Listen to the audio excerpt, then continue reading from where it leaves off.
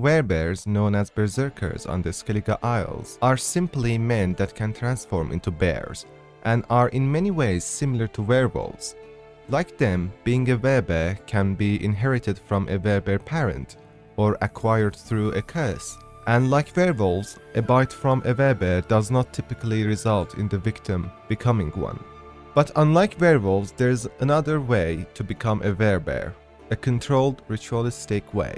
It was invented by a group of Svalblod worshippers called Vildkaarls. But who is Svalblod and who are Vildkaarls? In Witcher Wiki it says, Svalblod was an ancient deity worshipped by a cult cast out of the lands of Skellige many years ago. Even in a land of violence-oriented culture, the worship practiced bloody and cruel rituals that repulsed the minds of many Skelligers. So Svalblod was sort of a god that allowed man to bear transformation through a ritual.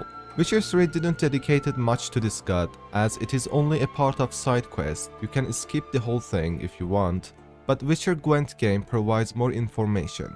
The next section is more detailed information about Svalblod, which is the history of Werebears, and after that, I'll talk about the Vildkaarls. The Skelligers hold a special reputation on the continent for their cruelty. In truth, the folk of the isle do indeed revel in battle, in blood honorably spilled. Though, as with all things, some live at an extreme, worshipping an idol who personifies the frenzy and remorseless cruelty of battle. He is called Svalblod. Svalblod is an incarnation of both man and bear, in such a way that can give even the grisliest Skelligers nightmares. His deformed body is not unlike a battlefield in itself, where contradictory elements perpetually clash, a true embodiment of grotesque. His acolytes would take hallucinogenic decoctions before heading deep within a cave at the heart of Skellige. Once there, the cavern's bear would feast upon them alive. Then, like parasites, the cultist would seize control of the beast's body. The Jarls of the Skellige Isles at last decided to put an end to the practice. They seized Svalblod's followers, bound them to longships, and cast them out to the high seas, without a sail to guide them. This was to be the final blow to eradicate the cult, once and for all. Alas, it is not so easy to kill a god. The heart of the Svalblod's cult was rooted at Fornhalla, a settlement situated atop a nigh impossible mountains of Ardeskellig. After worship of the cruel idol became forbidden, the village home were deserted.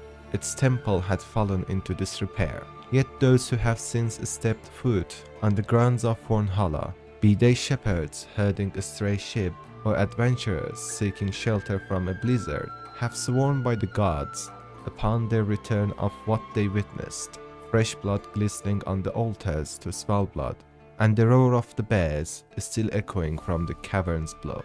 Alas, the truth of the cult's survival struck the islanders in the harshest of ways. A feast at Kertrold, organized by Jarl Krachankret, was violently interrupted by blood-soaked massacre. Normally, for a feast to end in a brawl would come as no great surprise, perhaps even the preferred way to cap the night. Yet in this case, several of the guests transformed into ferocious bears, eviscerating innocents. Fortunately, fate spared some lucky lives by delivering a seasoned witcher to the castle that very day.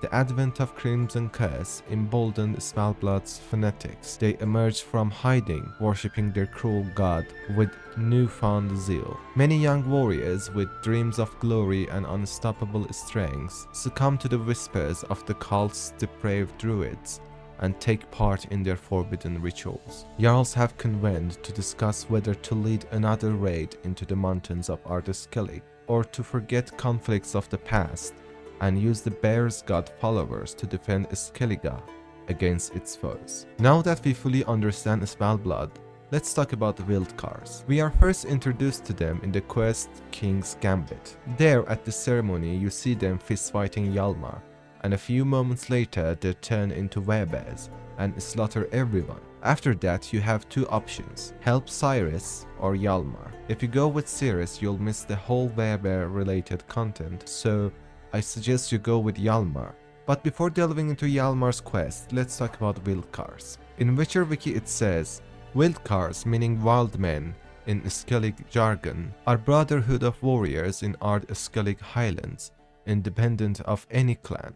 They eat what they hunt and live only to kill. What's unknown to the rest of islanders is that they secretly worship the forbidden deity Svalblod, and all the blood they spill is meant to be in sacrifice to him. The remaining priests of Svalblod submit Vildkaarls to trials meant to ensure only the strongest individuals pass, and then recreate them into werebears. I wanna point out that this does not mean only the Vildkaarls were werebears. You still could become one through a curse or parent. Vildkaarls are a group who worship Svalblod and voluntarily change into werebears through a ritual. It is, you can say, part of their culture. The following text is about the history of Vildkaarls to shed more light on their secrets. It reads, in Skellige's formative years, when acolytes of Svalblod nearly drowned the isle in blood, a short civil war was erupted between the cultists and the rest. During it, berserkers committed mass murders and massacres until they were defeated. Worshipping Svalblod was then forbidden. His priests and followers bound to the ship without sails and cast out to the sea. However, one small henge in Fornhalla, the once lively seat of Svalblod's cult, full of ancient temples dedicated to him that had fallen into disrepair, survived. Fornhalla's secret underground caves were where a few priests hid and began creating Vildkaarls. Since then, warriors who have heard the call of the bear abandoned their families and joined the community. They fought alongside regular Skelligers for decades, and aside from building up a formidable, myth-bordering reputation, remained mysteries, revealing neither therianthropy nor cultism until 1272. After King Bran Tursich died, his wife Brina sought the Vildkaarls out to recruit them for a coup, which would turn Skellige into hereditary monarchy, with Svanrig Tursich as the king. Their druid artist was promised the position of advisor, hierophant title, and lordship over Freya's temple, with priestesses expelled. Now, back to the Hjalmar's quest. If we follow Hjalmar, we get to know interesting facts about Vildkaarls and their ritual. First, while encountering a berserker, he talks about the ritual. Not everyone who wants to become a werebear gets a chance. They first have to pass the first stage, which is they are put in groups of 6, and only 3 of them, who are the stronger ones, get a chance to participate in the ritual, and the other 3, who are weak ones, are sacrificed. So if you apply for this, there's a 15% chance that you die as a sacrifice. Looking for death? Nay, vengeance! And answers. Why do you attack Kertrolda? We didn't come to the feast to kill, but we've no regrets about what happened there. There are weaklings in every herd. They must die to make room for those of strong blood. Like the men whose corpses we found. Aye. Those who wish to join us enter the Ursine circle in groups of 6. We take only 3. The weak give their lives in sacrifice. The strong start their lives anew. Strong blood? What are you talking about? I speak of the she-bear and her cub. We've talked enough. Good. Talking tires me. The she-bear and her cubs is definitely a reference. If you guys know where to, please let me know in the comment section below. But my understanding is that when he says, I speak of the she-bear and her cubs, he is literally referring to werebears. Now, Bear's universe is a maternal one. It's the she-bear that takes care of and raises the cubs, and male bears are known to eat the cubs. So the she-bear could refer to where it all started, the mother of all werebears and her cubs, the line which continues for hundreds of years. And they all are very strong, so you could say that when Berserker is talking about the strong blood, he is referring to werebears. Take it with grain of salt, as it is just my theory. Initially I thought Svalblod could be the she-bear, which would have made me sure, but it's a male deity, so it doesn't line up. At the time Geralt was in Skellige, the glorious days of berserkers were long gone. Certainly you are familiar with the slogan art for art's sake. Well, for berserkers, it was murder for murder's sake. They just wanted to kill, and soon took many victims. Of course, brave islanders could not stand that. They fought back and came victorious, though many of them died. This led to their banishment. The islanders destroyed the sacred sites of the Werebears god, to rid themselves of the cult's influence. Werebears are exceptionally strong, even more so than the real bears. They may also enjoy the company of other ursine, similar to how werewolves associate with canines. Now that we're done with the lore, let's delve into the mythology. Berserkers were legendary Norse warriors known for their ferocious fighting style and trance-like fury in battle. These warriors were believed to channel the strength and ferocity of bears, wolves, or wild boars, making them formidable opponents. The berserkers were often associated with the god Odin, the supreme deity in Norse mythology. They were said to enter a state of uncontrollable rage, during which they felt no pain and fought with superhuman strength. This trance-like state made them incredibly dangerous, both to their enemies and sometimes to their own allies. In historical accounts, berserkers served as elite shock troops and bodyguards for the kings and nobles. They were known for their savagery and lack of fear, which contributed to their fearsome reputation. Some sources suggest that they might have used intoxicating substances or rituals to induce their berserker state. The berserkers' wild and unruly behavior also led to their portrayal as villains in many Norse sagas. They were often depicted as outlaws who committed acts of violence and chaos.